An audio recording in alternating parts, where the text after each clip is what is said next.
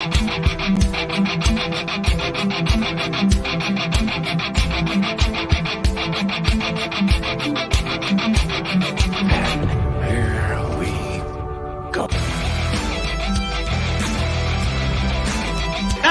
let's roll out the carpet and bring on the Mountaineers. Pick on a spree. Yeah! To Kevin Jones. The slam dunk, Kevin Jones. Left wing for Gansey, 3 in the air. Swish! Ray Jones, their outstanding guard, has to be the key. They'll blame me. Daryl Prue. Devin Evac. Weapon failure. Kirby Brooks on the two-pointer. Dallas Nichols wins the game. Alexander. That's a dunk right in his face. Send it in, Joe. Staten takes the ball to the left side, spins, shoots, layup, shot, good! Got the Carter ball. Javon Carter is in Trae Young's head. Butler into the lane, into traffic. It goes again. West Virginia has won its first Big East championship. They're going wild here at the Coliseum. So long, Big Blue. Hello, Golden Blue. The West Virginia Mountaineers are going to the Final Four. It is a great night to be a Mountaineer, wherever you may be.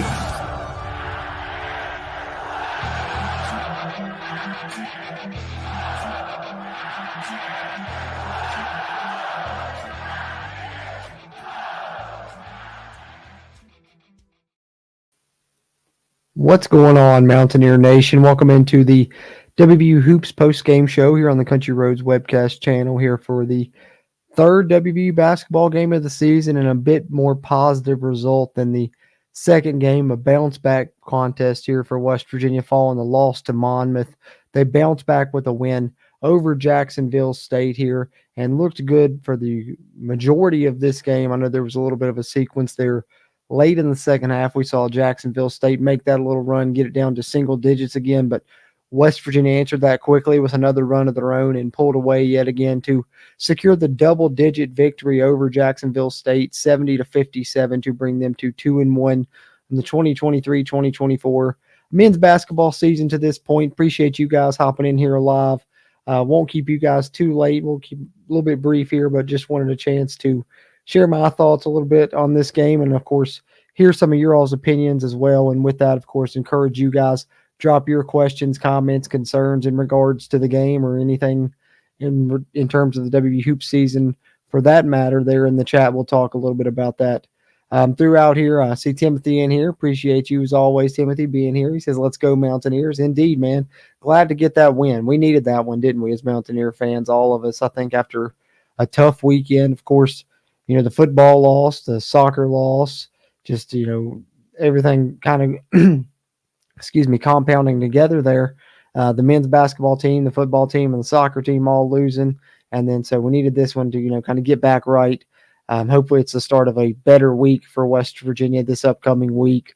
Got a good seed for the soccer team. I think it's their highest in program history or tied for the highest.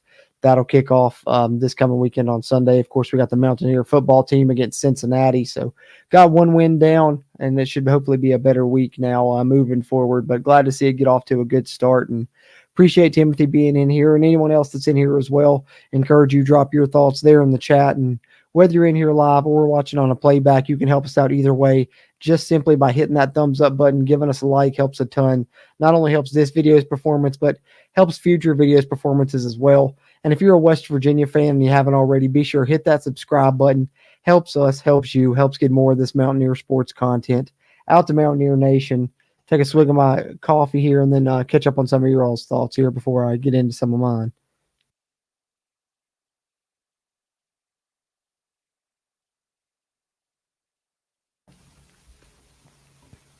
Timothy Green says, we will definitely need a deeper bench for the rest of the year. Let's hope we can get that waiver approved. Yeah, that would be big, Timothy. It would help us a ton, man. I'm still got my fingers crossed, hoping to see Raekwon Battle play for this team this season. But I think we're seeing some bright spots now, and we're starting to see, you know, one thing that I was hoping that we would see is it looks like the team's going to get better from game to game. We saw a lot of improvement from, you know, Kobe Johnson, which is big right now.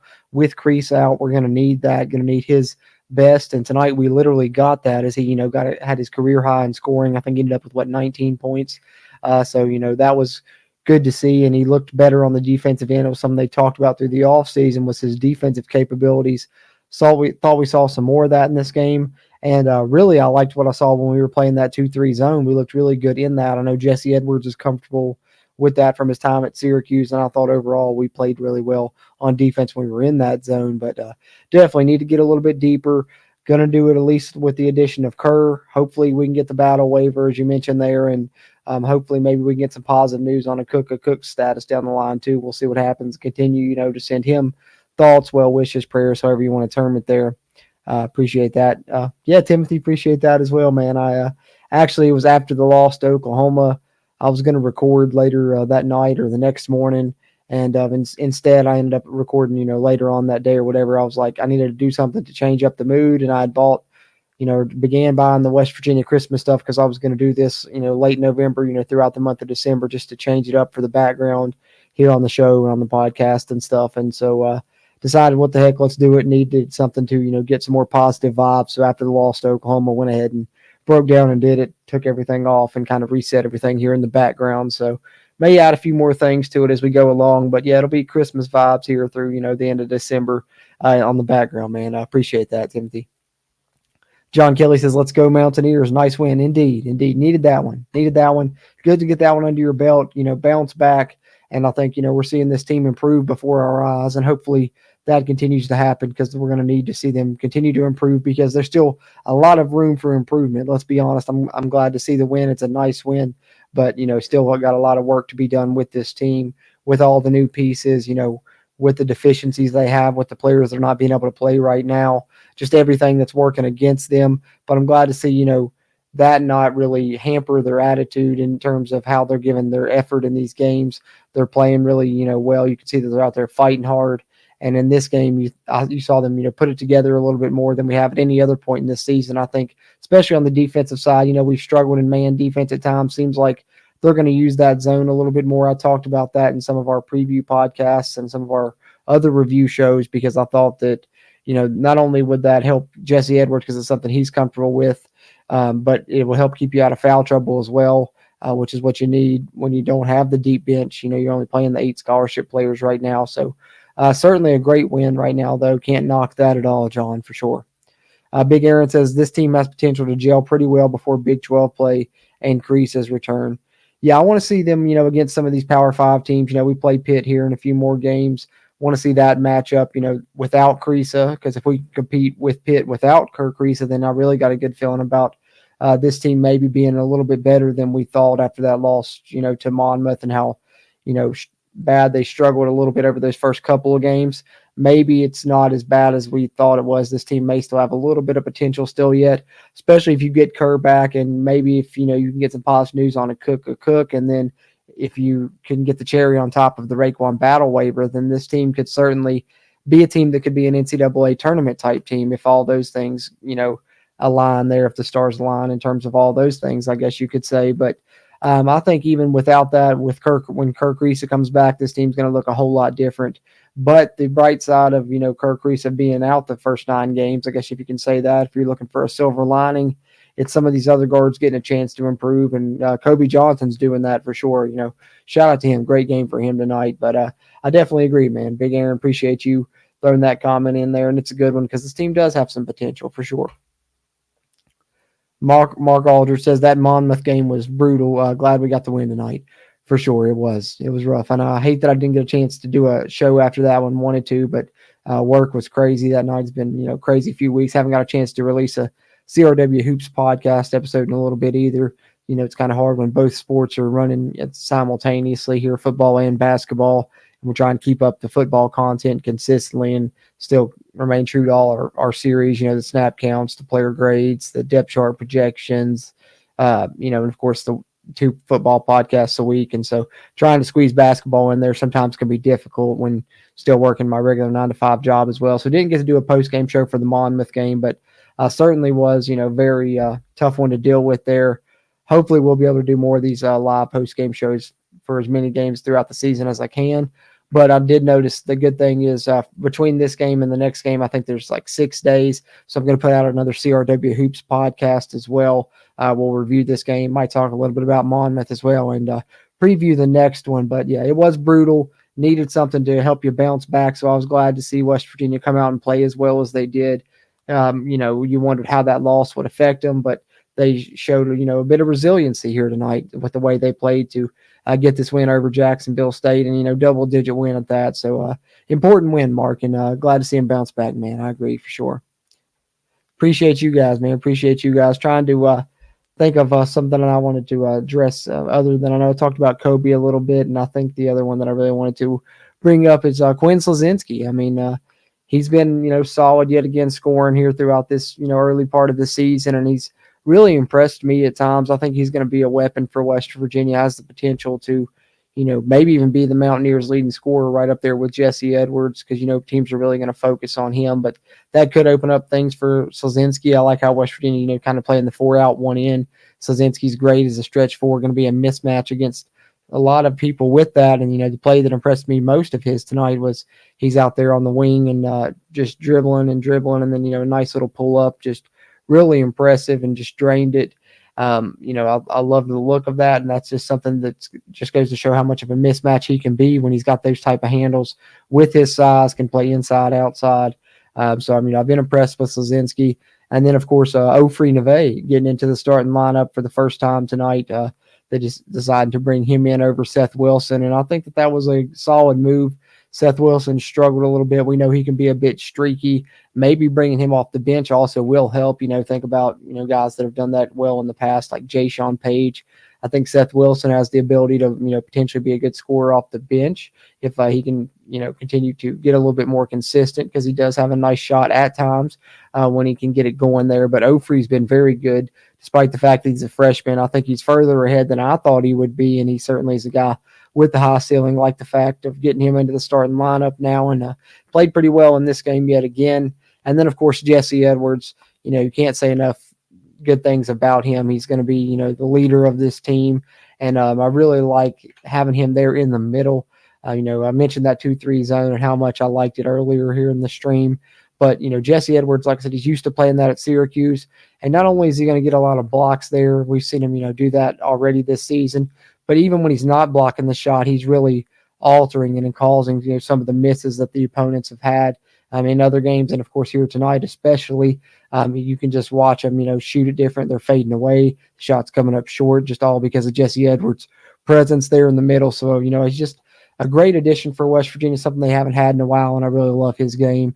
He's also super athletic, got a smooth stroke. And then, some of the backup guys I thought, played well tonight. You saw Pat Sumnick come in, hit a 3-point shot. He played well in his minutes. I think Jeremiah Bembry, glad to see him get on the floor. They're going to need to continue to get him some experience in case they have to count on him in some of these bigger games against Power 5 competition later in the season. So I think overall, probably at this point, I know it's a small sample size, right? We've only played 3 games to this point of the season, but probably the best performance overall, kind of my positives there.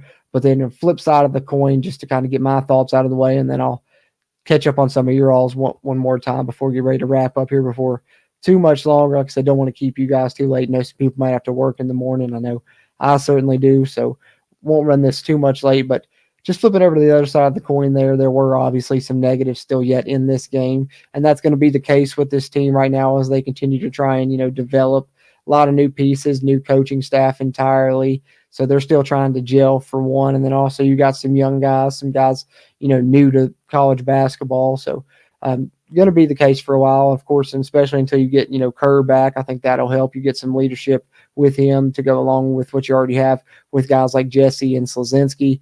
But in terms of some things that stood out, of course, you can't really continue to have these scoring droughts that have been an issue here early in the season throughout these first 3 games. That's going to have something that's going to have to get corrected, and I think defensively still a little bit to be left to be desired there as well, late on some closeouts. Rebounding I thought was better overall in this game. I haven't looked at the stat sheet or anything. I'll do that more on the podcast episode. I like to just kind of on the live post-game reactions here, just kind of share my takeaways with you guys and get your all's thoughts, and then dive in more on the stats on the podcast episode specifically. But, I think definitely the scoring droughts for me have been the biggest negative that I've seen. And I think some of that's, lack of movement on offense and just, Sedlin, not not reversing the ball, making the defense work, or, fake a pass to make a pass type thing. Just those little things that I think they're going to continue to get better at. Maybe some of it's, like I said, team chemistry they're continuing to work on. And hopefully those droughts become, more few and far between as the season continues to move along. But, not trying to nitpick too much because I'm excited to see the double-digit win. Like I said, 70-57 over Jacksonville State brings WVU to 2-1 on the 2023-2024 men's basketball season to this point, in its infancy, but nice to see them get a bounce-back win after that tough loss. Josh Eilert now 2-1 as a head coach. He quickly got his first win, then followed that up with his first loss. Now gets a chance to have his first bounce-back win. So going to be interesting to see, what happens when we hit this tournament in Fort Myers. I'm going to be interested to check out some of those games. And so we'll continue to cover it during that. Continue to check us out here for post-game shows. Like I said, I'm going to try and do them for as many games as possible throughout this season. And like I said, I'm going to release a CRW Hoops podcast episode in the next few days if you guys want to hear some more of my thoughts. But that's kind of pretty much what I've got, off the top of my head here for this post-game reaction. I want to catch up on some of your all's comments here and then get ready to close out before too much longer. But one more time, if you're watching this live, we're catching on a playback. Be sure to do us a quick favor. Just slide over, hit that little thumbs up, giving us a like on the video. Helps its performance, really helps future videos performance as well. Helps the channel a ton with that YouTube algorithm. And, of course, if you're a WVU fan, Big 12 fan, college basketball fan, or college football fan, we cover both here. Be sure to hit the subscribe button. Helps us, helps you, helps get more of this Mountaineer sports content out to Mountaineer Nation. Like I said, we'll be releasing those podcast episodes. And right now we're releasing, of course, the CRW proper episodes for the football side, 2 of those a week, and, CRW hoops episodes as well, which we one of those here in the next coming days. If you want to know when that's going to be released, you can find out on our social media. On X, we're at WVU Country Roads, and then just Country Roads Webcast on Facebook and Instagram. But let me catch up on some of your all's thoughts here, and then we'll get ready to close this one out. But appreciate you guys that tuned in here live, or if you watched on the playback, either one, we really appreciate that. Let's see. John Kelly, every game has potential to improve the team. We look to be playing Pitt, SMU, possibly UVA, St. John's, Ohio State before Big 12 play. Yeah, definitely going to be some, more matchups where I guess they'll be tested a little bit more, I guess you can say, before Big 12 play starts, which is good. They're going to need that because we know how tough the Big 12 is going to be already, of course, having been in it. But now we got to remember that they're adding Houston to the mix this year as well. That's going to be very tough among the newcomers. So definitely West Virginia is going to have to get their ducks in a row before that comes around. And, of course, those games that you mentioned against those other Power 5 opponents, when they hit down there in Fort Myers and then those thereafter are going to be a big reason that this team hopefully will be able to improve, because they're going to have to do it, in short order without Kirk Creasy here for, 6 more games now at this point. So nearly getting close to, being halfway through his suspension at least. But like I said, the bright side of it is we're seeing a good side of Kobe Johnson, set a new career high in points tonight. And then Quinn Slazinski, that I mentioned as well earlier, set a career high in rebounds, I believe. So that's good to see also.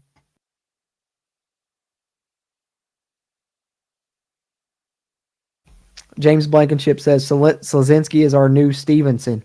Hey, I like that comparison. I can see that because they're both kind of very they like wear their heart on the sleeve while they play type thing. I was that type of player as well when I played basketball. Kind of highly emotional with the game and everything, and I love that type of player obviously because I can relate to it personally. And of course, I think Stevenson was a fan favorite, and I would not be surprised to see Quinn Slazinski become a fan favorite as well.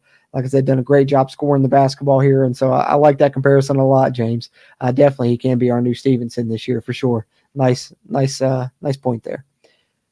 Mark Aldridge says, it seems like teams are trying to get 3-pointers going against us. Yeah, I think that's going to be the formula that they're going to continue to try and attack us with, because people are probably going to be scared of Jesse Edwards. So it's going to be one of two things. They're either going to try and go right at him, get him into foul trouble because they know that we don't have a ton of depth, or they're going to try and, work it from the outside and try and stay away from him and shoot a lot of 3 balls. So that's kind of just what we're going to have to deal with this season. I think that this game we did a lot better job on defense except for that spot in the second half where they made that little run. Tandy got hot. Got to continue to do a better job on our closeouts, our rotations on defense as well. I think, in the zone when we're not having to rotate as much and not worry about, that stuff, the only thing I worry about with that is, of course, if that's going to affect our rebounding, but we've been rebounding well out of the zone. But I think that overall our defense has performed much better in the zone. But your weakness is also going to be from the outside then as well. People are going to try and shoot you out of that zone, find the weak spots, in the corners typically when you're in that 2-3 like we were in tonight. And teams are going to try and find that and get that 3 ball up. So definitely going to be something to watch for, Mark, for sure. John Kelly says anything inside of 6 feet, Edwards can dunk it. He's got incredible reach and size. Yeah, man, he's just an impressive player. I love to watch him play. And he's really smooth, too. He's got that great length and size, great athleticism, great shooting stroke, really fluid in his movements out there, and he can score inside, he can score outside, he gets the ball in the paint. Like you said, he's got a great drop step move and just will go up and dunk it. We saw him, do that in this game. Got fouled, so he didn't get to complete that one. But then we also saw that awesome putback dunk. How about that one early on in the first half? That was one of the highlights of the game for me. Fantastic putback dunk. Got the and one on that one. And then, of course, the same thing that we've seen already through, 3 games in a scrimmage is him going up and catching alley-oop lobs and dunking them down. That's just going to be so fun to watch this season. And, just wait till Kirk Reese comes back, and then that's really going to be into full effect. But we've seen it some in this game, and, he did that once and got an and one on that as well. So a couple and one dunks for him in this game. And it's something that's fun to watch, and that's a crowd pleaser is when you got somebody that can dunk it that easily. And love Edwards' game as well. Can't say enough good things about him, John, for sure. Timothy says, congratulations to our beloved Mountaineers. Indeed.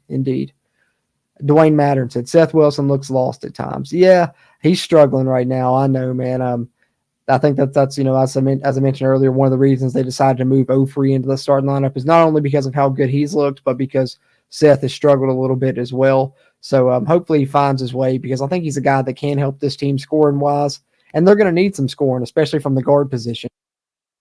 And they're going to really need his help, in these coming games that we mentioned against the Power 5 opponents, with Kirk Reese is still out right now. So, don't want to knock on him too much, because I think we need to rally behind, a guy like that when he's struggling, and hopefully that'll help him to, be able to find his way. And like I said, he's a streaky type player. So when he's struggling, sometimes that lasts a little bit, but also the positive side about that is he can snap out of that streak pretty quickly and turn it into a streak the opposite way, right? Because then he can get hot and he can make, 5-6 shots in a row. So although he's having, a downtime right now, he has shown that he's a good shooter and he can get that back. And I'm hoping that maybe coming off the bench will really help his game.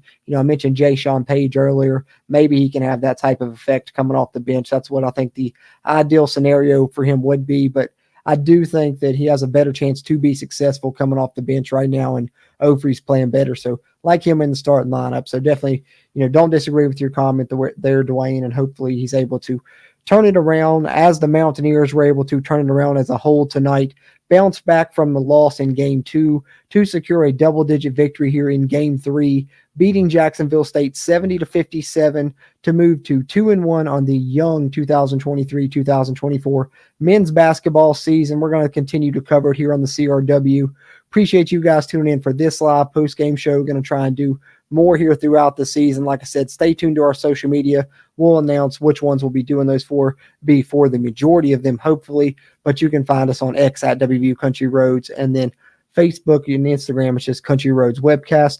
Be on the lookout for a CRW Hoops podcast releasing in the coming days. And then, of course, check out our football coverage as well. We're going to have the Cincinnati Preview and Predictions podcast out in the next couple of days as well. So appreciate you guys tuning into this one, whether you watched it live or on the playback. Like I said, hit that thumbs up button before you head out. Be sure to give us a subscription.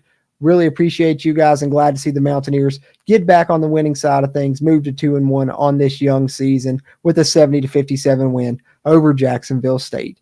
Looking forward to covering this Mountaineer basketball season as it progresses here on the Country Roads Webcast, and of course, talking about this team more with you guys. Having said that, as always, I'm Jordan Cruz, and until next time, let's go Mountaineers.